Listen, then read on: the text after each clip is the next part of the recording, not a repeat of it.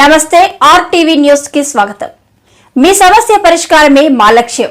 మీ సమస్యలను వాట్సాప్ చేయండి చాలు 9492726238। మా వార్తలు మీకు నచ్చినట్లయితే లైక్ చేయండి, షేర్ చేయండి, సబ్స్క్రైబ్ చేయడం మాత్రం మర్చిపోకండి।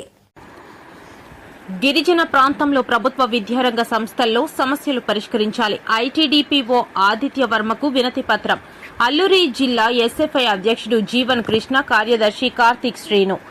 గిరిజన ప్రాంతంలో విద్యా సంస్థలలో విద్యార్థులు ఎదుర్కొంటున్న సమస్యలు వెనువెంటనే పరిష్కరించాలని అల్లూరి జిల్లా ఎస్ఎఫ్ఐ అధ్యక్షుడు జీవన్ కృష్ణ, కార్యదర్శి కార్తిక్ శ్రీను డిమాండ్ చేశారు।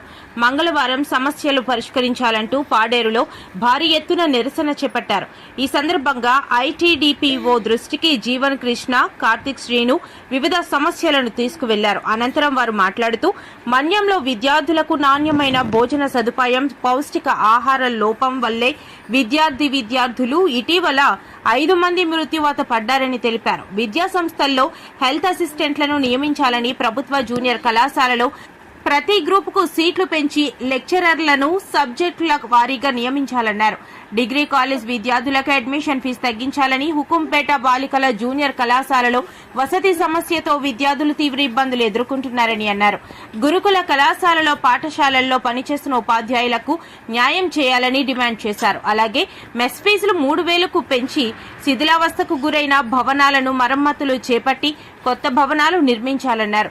వీటన్నింటిపై ఐటీడీఏ పీఓ ఆదిత్య వర్మ సానుకూలంగా స్పందించి విద్యార్థులు ఎదుర్కొంటున్న సమస్యలను ఉన్నతాధికారుల దృష్టికి తెలియపరిచి పరిష్కరించేందుకు కృషి చేస్తామని చెప్పారని వారు అన్నారు। ఈ ధర్నాలో ఎస్ఎఫ్ఐ జిల్లా కమిటీ సభ్యులు ఎస్ బాబు, కృపాసాగర్, ఇంతటితో వేలాది మంది విద్యార్థులు పాల్గొన్నారు। నా పేరు కార్తిక్ శ్రీను, అల్లూరి సీతారామరాజు జిల్లా ఎస్ఎఫ్ఐ ప్రధాన కార్యదర్శి। ఈరోజు రాష్ట్ర వ్యాప్తంగా కూడా ఫీజు మెంబర్స్మెంట్ బకాయిలను విడుదల చేయాలి, విద్యార్థులకు నాణ్యత కలిగించేటువంటి ఎఫ్ఆర్ఎస్ని వెంటనే రద్దు చేయాలి, డిగ్రీ ఇంటర్ విద్యార్థులకు అడ్మిషన్ ఫీజులు వెంటనే తగ్గించాలని, గవర్నమెంట్ జూనియర్ కళాశాలల్లో వెంటనే సీట్లతో పాటు లెక్చరర్ పోస్టులను కూడా భర్తీ చేయాలనేసి మేము ఈరోజు ఎస్ఎఫ్ఐగా డిమాండ్ చేస్తూ ఉన్నాము।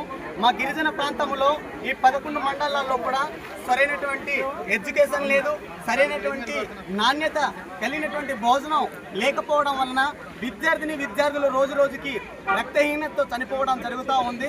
వెంటనే విద్యార్థి మరణాలపై వెంటనే పై విచారణ జరిపించి నష్టపోయినటువంటి విద్యార్థి కుటుంబానికి న్యాయం చేయాలి। న్యాయం చేసే వరకు మేము ఖచ్చితంగా ఉద్యమాన్ని ఉధృతం చేస్తామనేసి అడుగుతా ఉన్నాం।